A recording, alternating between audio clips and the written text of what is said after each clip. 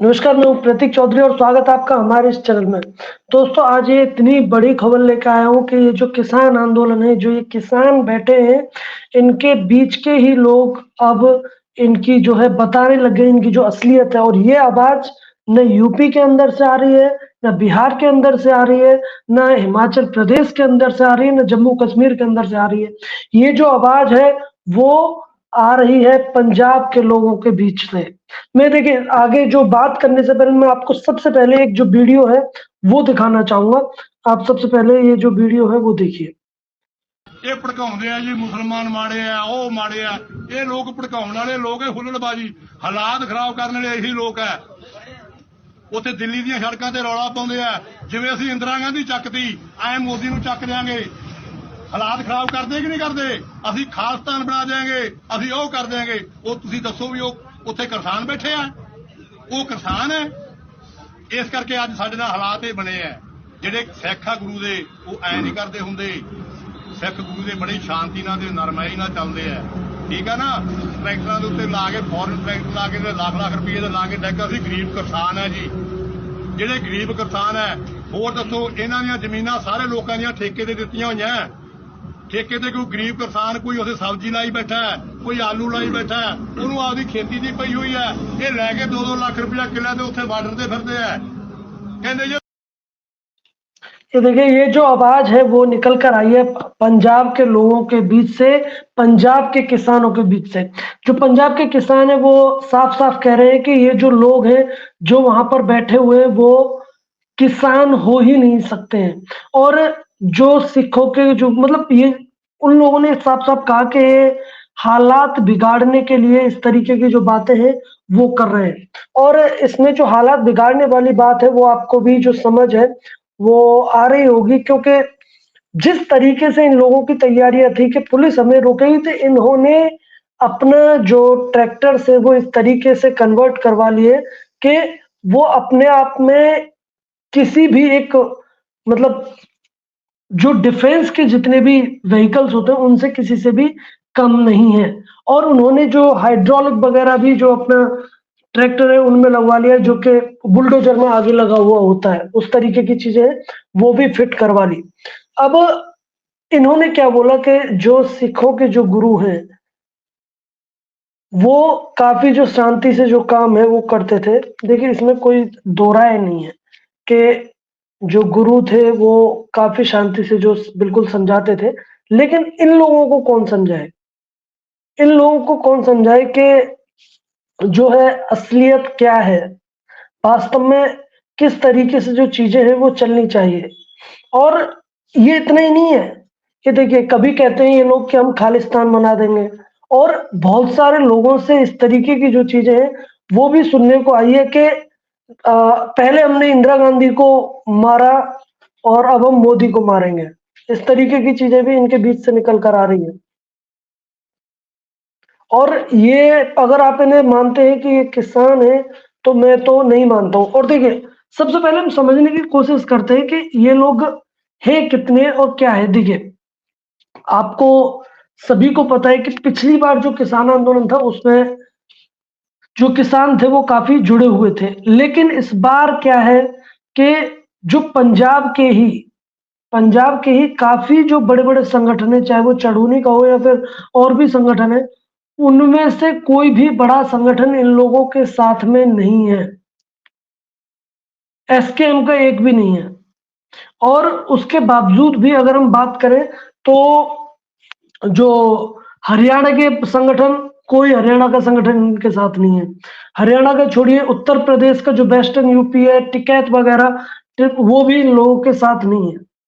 और पिछला वाला आंदोलन खत्म होने के बाद में आपको पता है कि टिकैत के लिए इन लोगों ने क्या क्या बोला कि वो तो मतलब पैसे लेता है, दलाल है, मतलब इस तरीके के जो शब्द है वो इनकी तरफ से जो यूज है वो किए गए।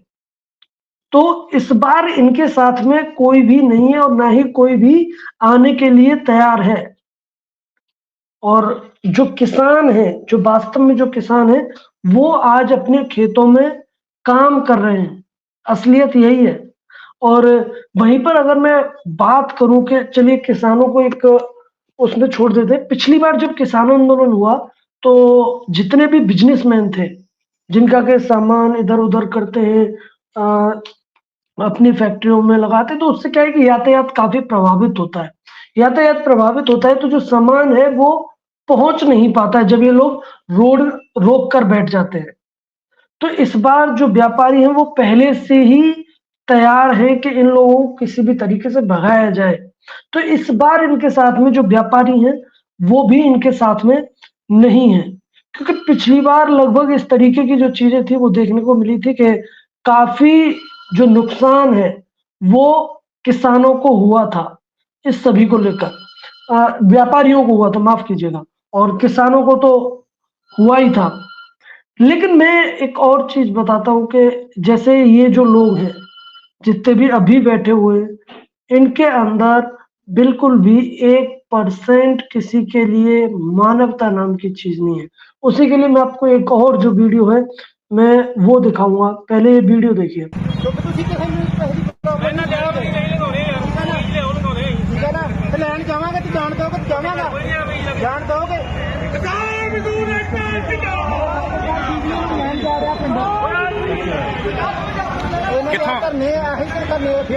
किथे आए किथे जा रहे थे? मैंबर सर आ रहा धूए पिंड जा रहा। की चक्कर कोई एमरजेंसी? फादर साहब ठीक नहीं, उन्होंने ब्लड ਨਾਲ ਉਲਟੀਆਂ ਆ ਰਹੀਆਂ, ਹੁਣ ਐਸਪੀਰੈਂਟ ਲੈਣ ਜਾ ਰਹੇ ਆ। ਤੁਸੀਂ ਉਹਨਾਂ ਨੂੰ ਆਪਣੀ ਇਹ ਮੁਸ਼ਕਲ ਦੱਸੀ ਹੈ? ਵੀ ਮੇਰੇ ਫਾਦਰ ਇਹਨਾਂ ਨੂੰ ਦੱਸੀ ਆ। ਪਰ ਮੈਡੀਕਲ ਸੇਵਾਵਾਂ ਤੇ ਕਹਿੰਦੇ ਖੁੱਲੀਆਂ, ਕਿਸਾਨ ਕਹਿੰਦੇ ਉਹੀ ਤਾਂ ਕਹਿੰਦੇ ਖੁੱਲੀਆਂ, ਆ ਕਿਸਾਨ ਕਹਿੰਦੇ ਨਾ, ਲੋਕ ਨਹੀਂ ਨਾ ਖੁੱਲਣ ਦਿੰਦੇ। ਤੁਸੀਂ ਇਹਨਾਂ ਨੂੰ ਦੱਸਿਆ ਕਿ ਤੁਹਾਡੇ ਫਾਦਰ ਸਾਹਿਬ ਨੂੰ? ਦੱਸਿਆ ਮੈਂ ਉਹਨਾਂ ਨੂੰ, ਕਹਿੰਦੇ ਨਹੀਂ ਲੰਘਣ ਦੇਣ, ਦੱਸਿਆ ਉਹਨਾਂ ਨੂੰ। देखिए ये इतने निर्दयी हैं कि अगर किसी को मेडिकल इमरजेंसी भी है तो भी ये लोग जो रास्ता है वो नहीं दे रहे। वो आपने इस वीडियो में देखा कि ये बंदा साफ साफ बता रहा है कि मेरा मतलब जो मुझे इमरजेंसी है, खून की उल्टियां है, वो मरीज को हो रही है, तो बहुत इमरजेंसी है कि उसे दिखाना जरूरी है। वो ये बात इसने उन लोगों को बताई, उसके बावजूद भी उन्होंने रास्ता नहीं दिया। एटलीस्ट मेडिकल इमरजेंसी में तो ये लोग रास्ता दे देते, लेकिन नहीं। और अब यही पंजाबी हैं, यही पंजाब के लोग हैं जो तथाकथित जो अपने आप को किसान कह रहे हैं, उनके खिलाफ खड़े हुए हैं। ये वहां जाकर मैं खड़ा नहीं हो रहा हूं, आप खड़े नहीं हो रहे हो ना, आप ये जो सारी चीजें हैं वो बोल रहे हो। ये खुद पंजाबी लोग हैं जो अपने ही मतलब जो लोग हैं उनके लिए बोल रहे हैं जिन्हें खालिस्तान बनाना है। ये उन्हीं की आवाज है भाई। जब इतने देखिए सारी की सारी जो समस्या है वो इन्हीं लोगों को है। क्या यूपी के किसानों को ये सारी समस्याएं नहीं है? क्या यूपी के किसानों को एमएसपी नहीं चाहिए? क्या बिहार के किसानों को एमएसपी नहीं चाहिए? क्या जम्मू कश्मीर के किसान को एमएसपी नहीं चाहिए? तमिलनाडु के किसान को एमएसपी नहीं चाहिए? केरल के किसान को एमएसपी नहीं चाहिए? या फिर सारी की सारी जो चीजें हैं वो सिर्फ पंजाब के किसानों के साथ प्रॉब्लम है? और इसमें हमें समझने वाली बात यह है कि जो पंजाब है वहां पर काफी जो देखिए सबसे ज्यादा ये लोग हैं वो उगाते हैं गेहूं और धान। इसके अलावा और जो चीजें हैं वो उगाते हैं लेकिन कम उगाते हैं। अब इन लोगों ने गेहूं और धान इतना उगाया है कि अब इनका जो वाटर लेवल है, इन लोगों के पास में आने वाले 4-5 साल में पीने के लिए पानी नहीं होगा। जिस तरीके से ये धान और गेहूं उगा रहे हैं, क्योंकि ये ऐसी फसलें हैं उनमें ज्यादा जो पानी है उसकी आवश्यकता पड़ती है, और पंजाब का जो वाटर लेवल है वो ऑलरेडी बहुत डाउन हो गया है। अगर सरकार इन्हें इसी चीज पर एमएसपी दे दे, चलिए मान भी लेते हैं दे भी देती है, तो अगर गेहूं और धान पर दे देती है, ये लोग सिर्फ और सिर्फ गेहूं और धान उगाएंगे, और उससे जो वाटर लेवल है पानी के लिए इनके पास पीने के लिए पानी नहीं बचेगा। आज इन लोगों को समझ नहीं आ रहा है, बाद में समझ में आएगा। और ये जो आम लोग हैं उन्हें जो समस्या है वो हो ही रही है। और फिर मैं तो एक सीधी चीज जानता हूँ, ये अपने आप को गरीब किसान बोलते हैं ना। अरे सब किसी के पास में डिफेंडर का है कि गरीब किसान हो आप? तुम गाड़ियों में चलते हो, तुम गरीब किसान हो।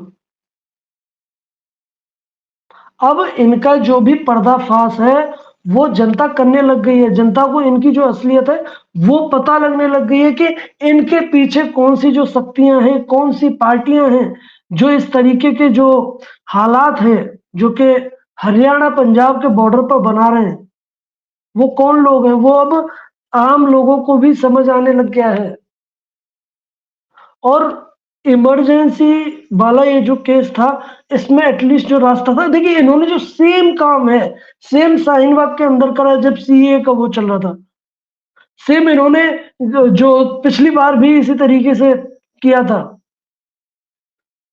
भाई आपकी जो समस्या थी वो ये थी कि काले कानून थे, सरकार ने काले कानून वापस ले लिए। अब तुम्हारी तो समस्या खत्म हो गई, तुम तो काले कानून के लिए आए थे। अब ये बार बार का ये जो ड्रामा है वो क्यों? लोग भी तो परेशान होते हैं। तमाम जो सड़कें हैं वो रुकी पड़ी है तुम लोगों की वजह से। आप तो अब, और इसका एक और चीज बताता हूँ कि अभी तक आपको पता है कि ये जो कन्फ्रंटेशन था, मतलब जो किसानों और पुलिस के बीच में चल रहा था, हरियाणा पुलिस के बीच में, उसका भी एक वो है कि किस तरीके से, देखिए जो हरियाणा पुलिस है उसने पूरी तरीके से जो लोग हैं उनके ऊपर लगातार जो है, जो आंसू गैस के जो गोले हैं वो छोड़े। तो आंसू गैस के गोले इतने छोड़े हैं कि कहीं ना कहीं अब इन लोगों को, क्योंकि लगभग 3-4 दिन हो गए, चौथे दौर की जो बातचीत है वो भी हो चुकी है, तो अब इन्हें लगातार जो है, देखिए उसकी जो गैस होता है उसमें जो केमिकल होता है, उसके बाद में एटलीस्ट इंसान मुंह तो धोएगा, नहाएगा तो सही। हालांकि ये सारी व्यवस्थाएं लेके चले थे, लेकिन अब जो लोग हैं वो अपने घरों की तरफ वहां से भी चलने लग गए हैं। पहले से ही जो बड़े बड़े संगठन थे, जैसा कि मैंने आपको बताया कि वो तो इन लोगों के साथ थे ही नहीं। तो ये भी एक जो समस्या है वो है इन लोगों के साथ में। और चौथे दौर की जो बातचीत है, अब उसमें ये फंस गए, क्योंकि सरकार ने इस तरीके का जो पासा है वो इन्हीं के उसमें फेंक दिया है। सरकार ने बोल दिया कि सब 5 फसलों पर एमएसपी ले लीजिए।